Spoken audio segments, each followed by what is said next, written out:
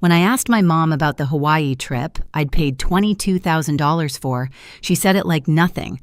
"Oh, we already went last week, only for family." The phone almost slipped from my hand. Only for family. The words burned colder than the buffalo snow outside my window. I drained my savings trying to hold this family together after my divorce, and somehow I was the one left out. That night, I didn't cry, didn't scream.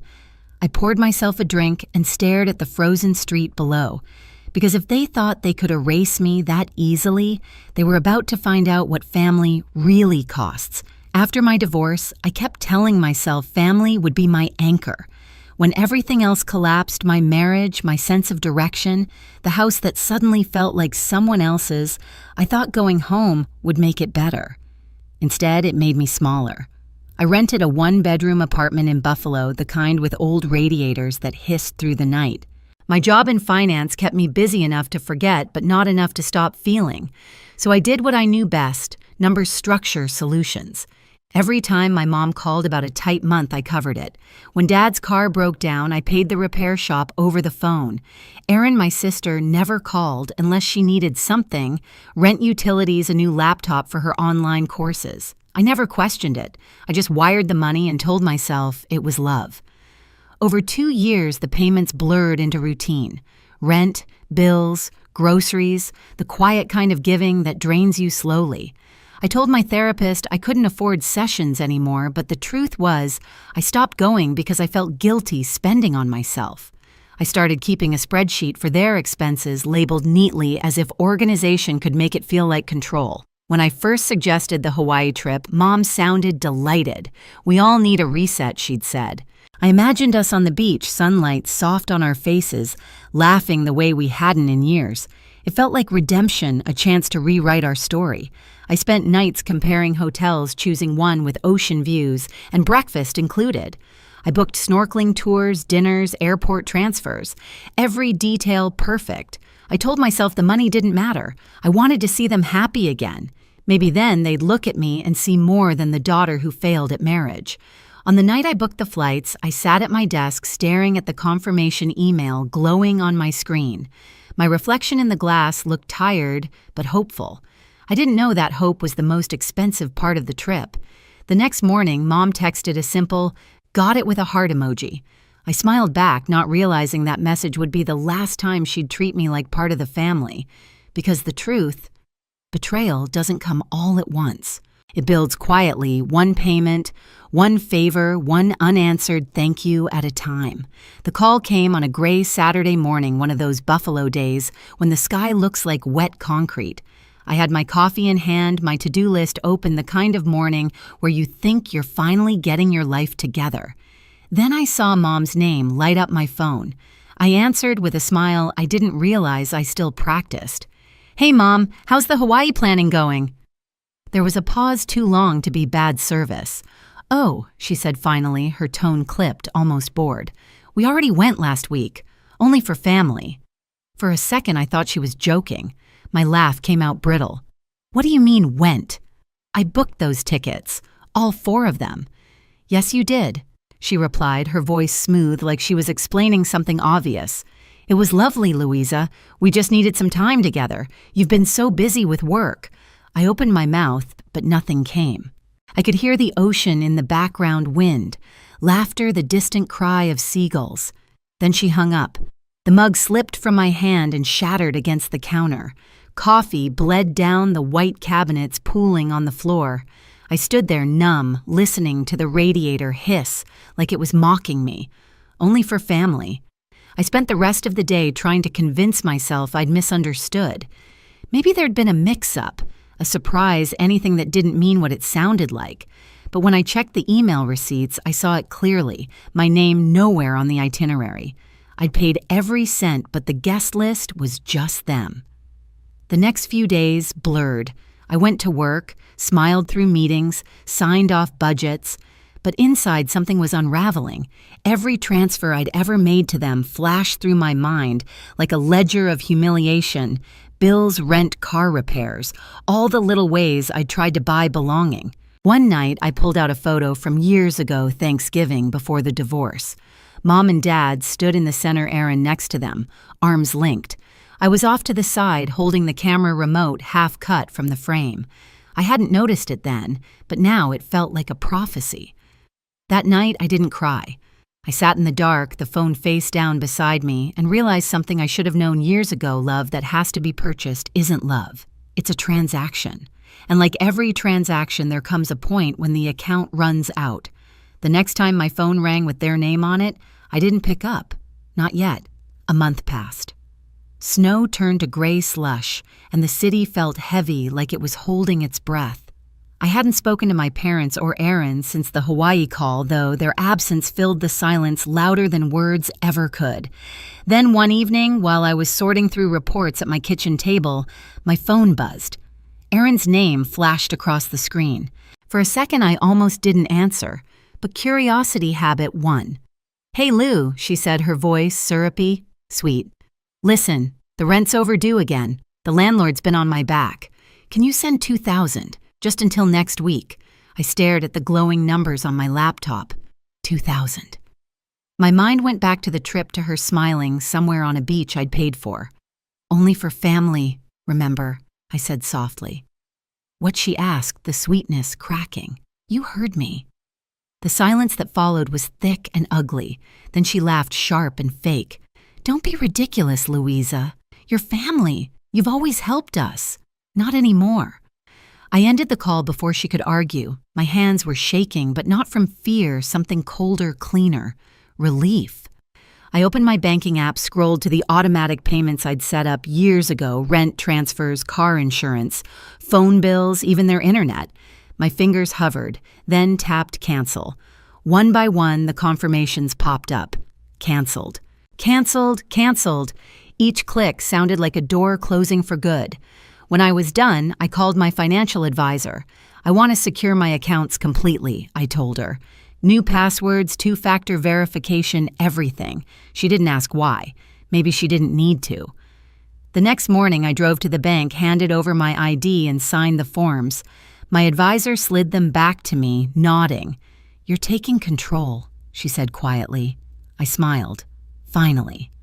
Outside, the wind cut sharp against my cheeks, but it felt different now, like it was clearing the air. That afternoon, I called a locksmith. "Can you install new locks and a camera system?" By evening, Mike the technician was at my door. A big man with steady hands, the kind of guy who didn't ask questions.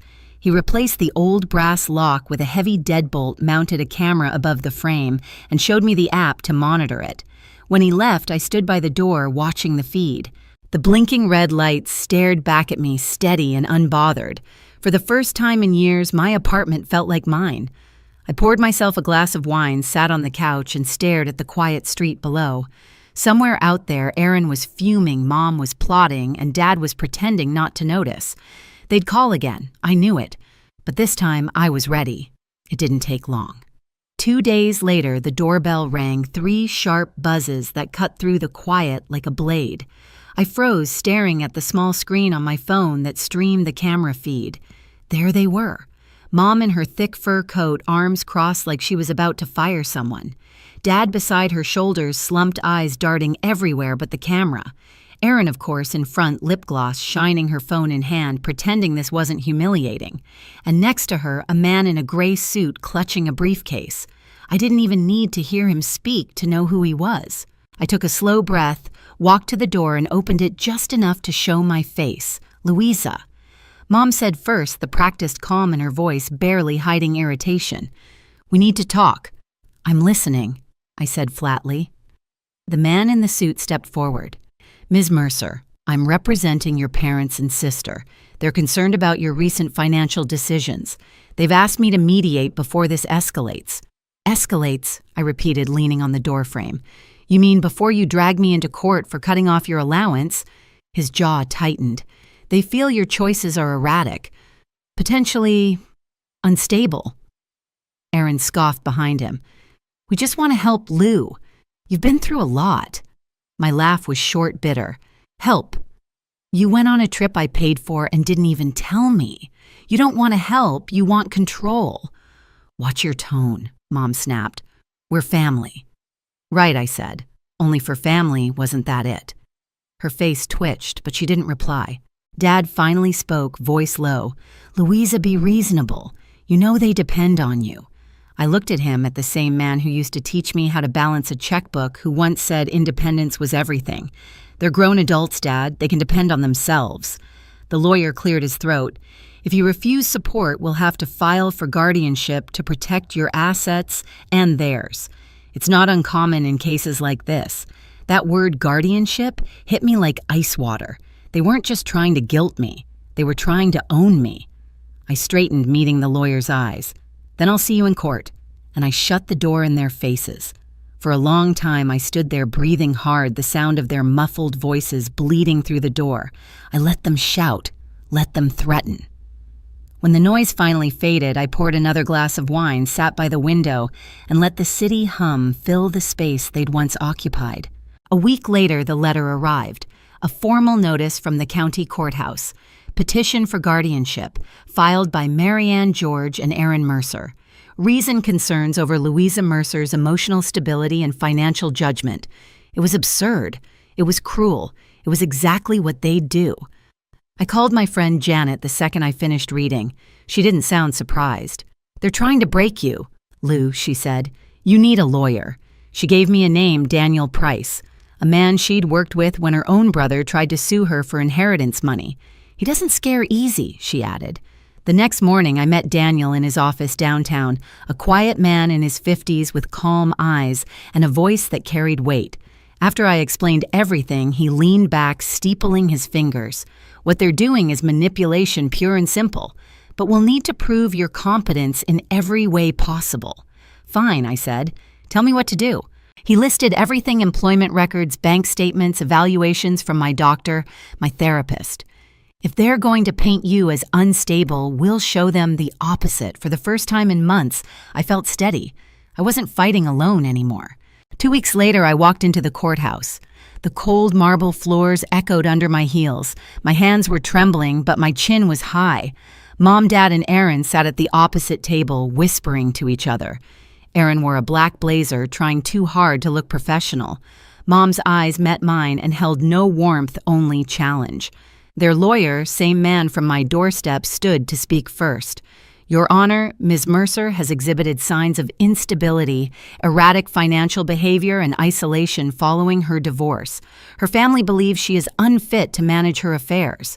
I could almost laugh. They'd built a fantasy version of me, a woman falling apart. Daniel rose calmly. "Your Honor, what you'll see today is not instability, but independence.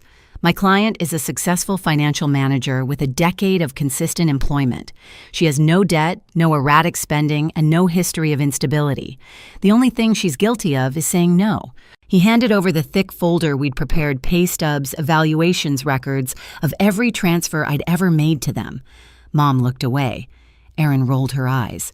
When the judge called me to the stand, my pulse quickened. I took the oath, sat down, and met the judge's gaze. "Ms. Mercer," he said, "in your own words, why did you cut off financial support to your family?" I took a breath. "Because I realized I wasn't their daughter anymore. I was their bank account." A murmur rippled through the courtroom. "I supported them for years, rent bills, groceries. I even paid for a family vacation to Hawaii thinking it would bring us closer. But when I asked about it, my mother said, 'We already went, only for family.'" The judge raised an eyebrow. "And you weren't invited?" "No, Your Honor. I wasn't even told." Daniel nodded, stepping forward. "And after that, I stopped paying." A month later, they called, asking for rent money. I told them, "Only for family, remember." Gasps scattered through the benches behind me. Mom's face flushed red. Aaron's jaw tightened. The judge leaned back, expression unreadable. Daniel handed over the final document, an evaluation from my doctor confirming I was mentally and emotionally fit. "Your Honor, the only instability here is the family's financial dependence on my client." The lawyer on their side tried to object, but his voice sounded thin now, desperate. After a pause, the judge spoke. "The court finds no evidence of incapacity. Petition denied. Case dismissed." Just like that. I didn't smile. Not yet. I just exhaled the sound trembling out of me. Mom stood slowly, gripping her purse like a lifeline. Erin looked like she might cry, though I couldn't tell if it was from shame or rage. Dad avoided my eyes entirely. As they gathered their papers, I turned toward them one last time. "You wanted control," I said quietly. "Now you have none." Then I walked out. Outside, the cold air hit me like a baptism. For the first time in years, I wasn't carrying anyone's weight, but my own. The courthouse steps gleamed wet from melted snow, and as I walked down, I thought about the phrase that started it all. Only for family. It used to sting. Now it made me smile. Because I finally understood sometimes the only way to protect your peace is to shut the door, lock it, and let them knock on the outside. 3 months after the trial, Buffalo finally thawed. The snow melted into quiet streams along the sidewalks, and for the first time in years, the city didn't feel like a cage. I moved into a new apartment, smaller but bright, with wide windows that let the afternoon light spill across the floor. The silence here was different, peaceful, earned. I spent my mornings making coffee, not checking my phone for payment reminders. My evenings were filled with small joys, reading long walks, and a beginner's cooking class at the community center. The first time I made pasta from scratch, the dough tore apart in my hands, but I laughed anyway. It wasn't about perfection anymore. It was about starting over. Janet and my book club friends visited one weekend, bringing a bottle of wine and more warmth than I'd felt in years. As we toasted, Martha said, "You look lighter, Lou." "I feel lighter," I admitted. Later that night, alone again, I wrote a single line in my journal. "Freedom isn't revenge. It's reclaiming what they took from you." Through a mutual friend, I heard Erin was working double shifts to cover her bills. My parents had moved to a smaller place. I didn't feel satisfaction, just closure. They were finally living their own lives. I stood by my window, watching the city glow in the soft spring dusk, and whispered to myself, only for family. This time it wasn't pain, it was peace. That night, I sat by the window lights of Buffalo, flickering like quiet promises. For years, I'd mistaken sacrifice for love, silence for peace. But losing everything had taught me something simple. Family isn't defined by blood. It's defined by respect. They said, only for family. I learned that real family doesn't demand your wallet to prove your worth. So I kept my boundaries, my freedom, and my name. If you've ever had to walk away from people who claim to love you, share your story below. Someone out there needs to know it's okay to choose yourself.